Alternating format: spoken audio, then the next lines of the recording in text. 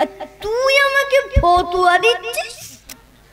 আরে আক্কা চাচা, এই ভর সন্ধ্যে চললে কোথায়? আরে বলছি তুইও চল, দেখিস কি মজা হয়। মজা হয় মানে কি গো? আরে ওই কেলো আছে না, কেলো, ওই কেলোর ছেলের বউরে সে এক বিদ্যে ধরি চাকরি করে, সে আর যখন বাড়ি ফিরিনি, দেখ কোথায় কার সাথে কি করে বেড়াচ্ছে। আস্তাগফিরুল্লাহ চাচাজান, কারো বিপদ শুনে আপনি মজার কথা বললেন? এই বিপদ? কিসের বিপদ? এটা বিপদ এলো কোথা থেকে?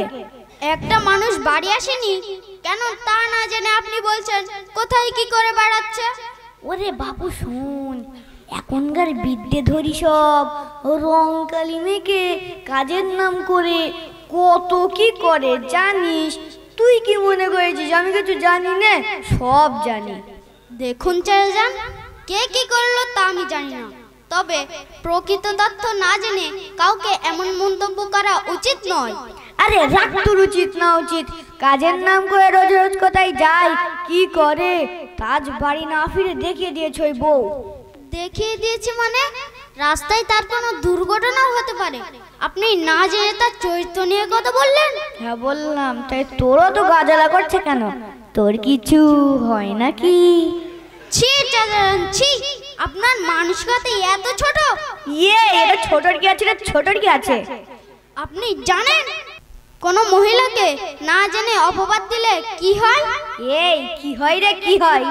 কোন মহিলাকে না জেনে অপবাদ দিলে, তার সত্যতার উপযুক্ত সাক্ষ্য না দিতে পারলে, স্বয়ং আল্লাহ পাক কোরআন শরীফে সূরা নূরে আয়াত নাম্বার 23-এ আদেশ করেছেন ওই মিথ্যা অপবাদকারীকে সবার সামনে 80টি বেতের বাড়ি মারার জন্য।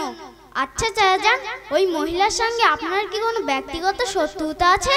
কেন? এটা শত্রুতার কেন? না, আসলে শত্রুতা না থাকলে কেউ এমন মন্তব্য করতেন না। তুই জানিস আমি হলাম ওই মক্কা ঘুরে হাজি, আর তুই আমাকে ফতুয়া দিচ্ছিস? মক্কা ঘোরা হাজিতে কি হয়েছে? মক্কা গেলেই কি সব শেখা জানা বোঝা হয়ে যায়?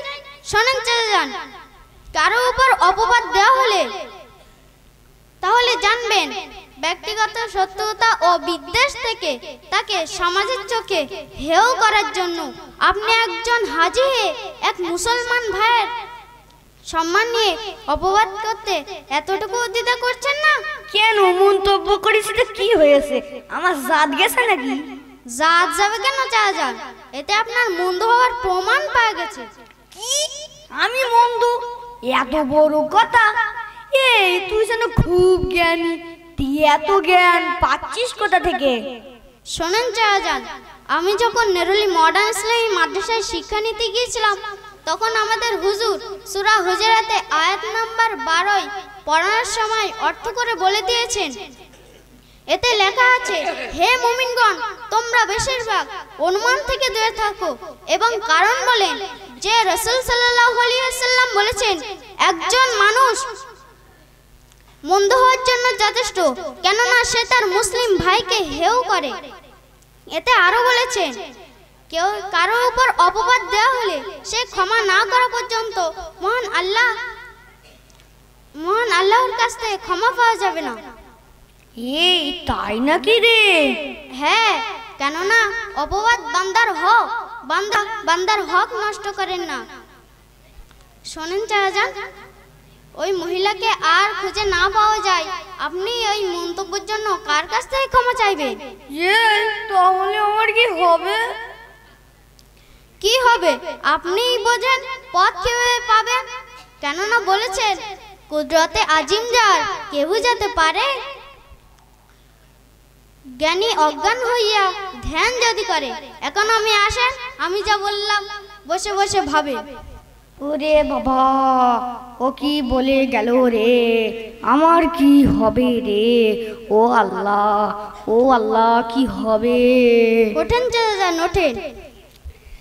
প্রিয় দর্শকবৃন্দ, সামাজিক চলার পথে এমন কার্য আমাদের আকসার হয়ে থাকে, তাই এখন থেকে মুমিনগণ কোরআনের আলোকে সাবধান হয়ে যান।